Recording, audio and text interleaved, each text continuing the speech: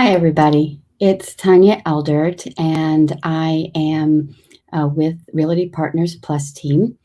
And I want to thank you for joining me today and taking the time out to explore buying property with as an REO or a bank-owned property. And I know a lot of people are interested in that, and some of people know a lot of information and some people don't. So um, in case you're wondering, right now in Central Florida area and some outliers, we have over almost 200 current active bank-owned properties on the market. So I think that there is a perception that because, we haven't hit a bad economic time, it's a seller's market, that there must be no REOs. And unfortunately, that is not the case. There are, like I said, close to 200 on my list right now. Before I get started, if you do want that list of properties, if you go to flreohomes.com, you can sign up and get a list of those properties and be notified when others come available as well. And I also have a guide on there that will give you more details and more information than I'm going to provide today. So let's talk about REO, bank-owned homes, houses that are in foreclosure. As a realtor, there is a special certification. It's called an SFR, and that means short sale and foreclosure resources certification. And I do have that. And I have worked with buyers for a while and investors who are focused on buying REOs, either ones that are typically on the market, almost like any other house. In fact, some buyers may go to a home and not even realize that it's owned by the bank. There are those houses out there. You have many types of banks, and some of them actually have a program where they'll get the house nicely fixed up. I mean, we're not talking a high-end flip here, but we're talking they put the money into it up front to get more money out of it. So you can go into these houses and there's not a huge laundry list of things that need to be done. It's livable, and you could literally just kind of get into it almost like a regular house that would be for sale, except for the bank owns it. There are others that are completely different. Some of them are in livable conditions, some of them are not. Either way, in most cases, the banks aren't going to fix this up. You are truly in an as-is situation unless there might be something that at the end of the day they need to do so it's livable and you can get that loan. But again, that is iffy. So when you're looking at these, there are, again, varying degrees. So I was working with a buyer one time and looking for great deals for her, and we ended up going via an auction. And there are banks that use auction sites to get their properties sold. And they're a little bit of a misnomer. So what they do in some cases, let's just say it is the value of that house might be, say, 300,000. And they might start the auction at 225. So you're flipping through this auction site and you're like, oh my God, here we go, 225 in this nice neighborhood. Let's start bidding. Okay. One, before you bid, talk to an agent who knows what they're doing, because you're going to find that there are many steps that you really need somebody on your side, and it's not really going to cost you anything extra. So get somebody who knows what they're doing to help you with these auctions.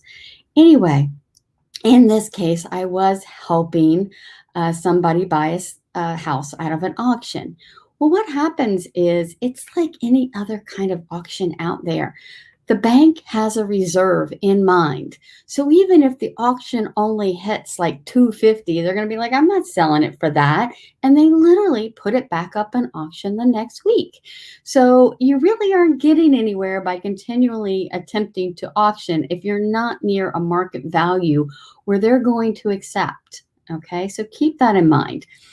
The other big thing that I see buyers doing all the time is they go to Zillow. Now, I won't even get into the Zillow debate. It doesn't matter. But for foreclosures, I'm going to put this out there right now because they've got this neat little button where you can say foreclosures on it. And then you think you're getting actual houses that are currently on the market and foreclosed on. No. Zillow is actually pulling data from county websites where a notice of foreclosure has been registered. Now, if you know anything about the foreclosure process, you can know that this isn't happening next week. It's probably not happening next year or the year after. And in some cases, the people are fixing up things and getting the house out of foreclosure so it never goes on the market. But I talked to so many buyers who were like, Tanya, it's on Zillow. It's got to be on the market now. Call these people.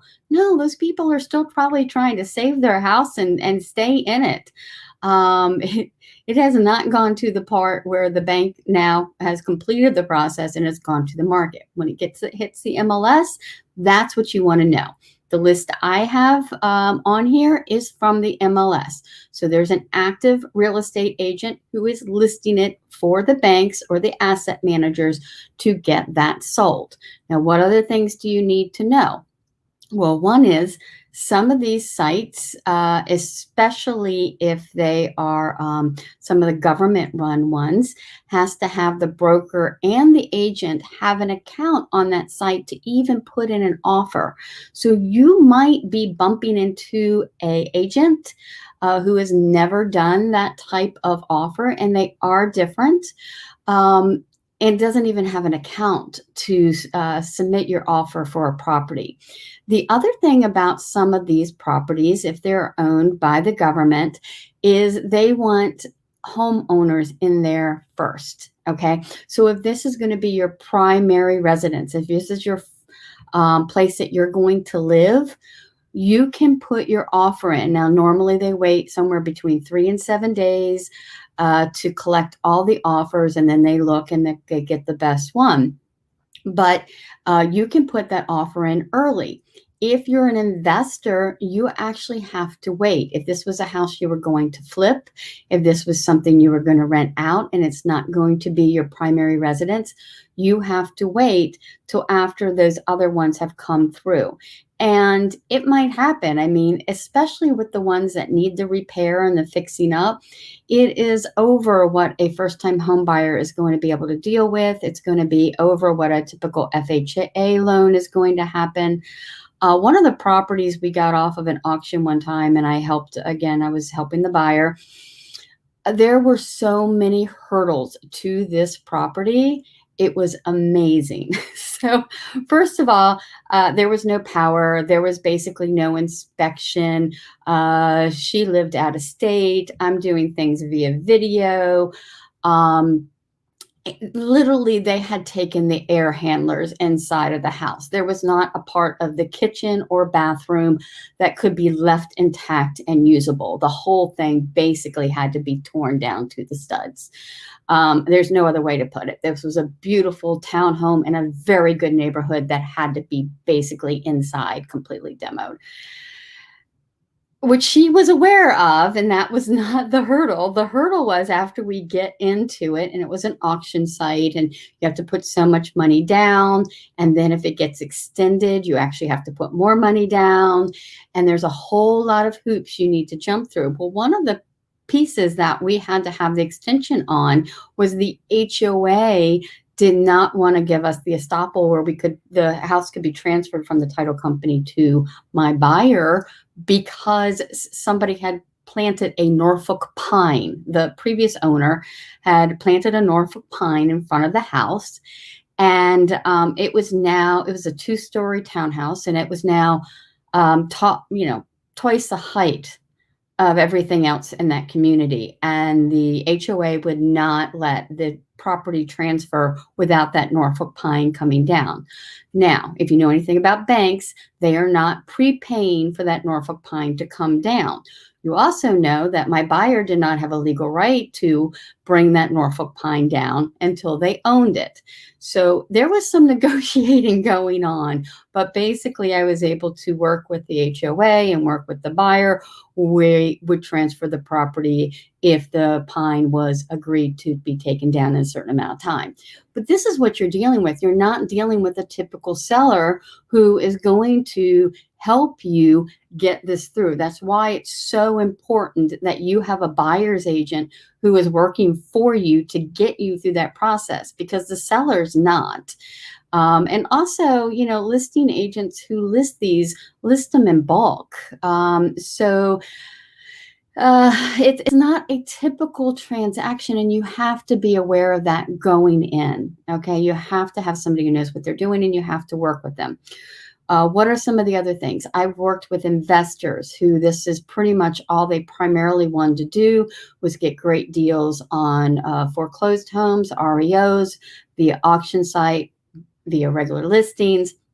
I had to do the cap rates for them, figure out what the market value was. And one of the things that, if you really got into it, which several of my investors did, was they had the inspectors, if they were pretty serious about putting down a bid on something, and there wasn't a lot of people going after it at the time, they literally had inspectors who would go in and give them some numbers right off the bat, even before they put their money down. They weren't going to tie up their money until they really knew what they were going to jump into, because, like I said, they're not going to help you. There's very little negotiations after you get your offer accepted. You do have a contingency period where you can do inspections and you can get out. Just make sure you get all your inspections done. Living up here in Pasco County, right above Tampa, where a lot of these places are in septic, people, get a septic inspection when you're doing the rest of it. Don't skip out, okay? You don't want, in a lot of these cases, these foreclosed homes have not had somebody living in them for months to years.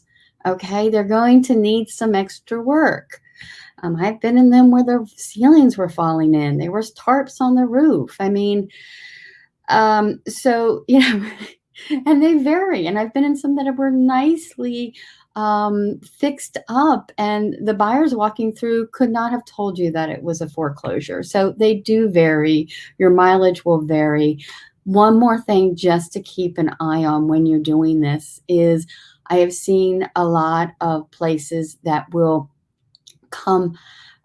go, under contract. They will go to the title companies, and more liens will be found than was expected.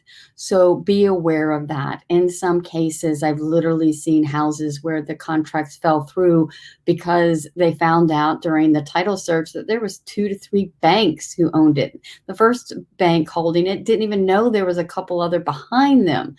And who knows how many years they spent negotiating out who was going to get what for this house. Because as long as I was working with this one client who wanted this one house, we never got it back under contract because it just stayed working on getting the title resolved. So keep that in mind. It has a lot of issues. You can get some good deals, but understand what you're walking into.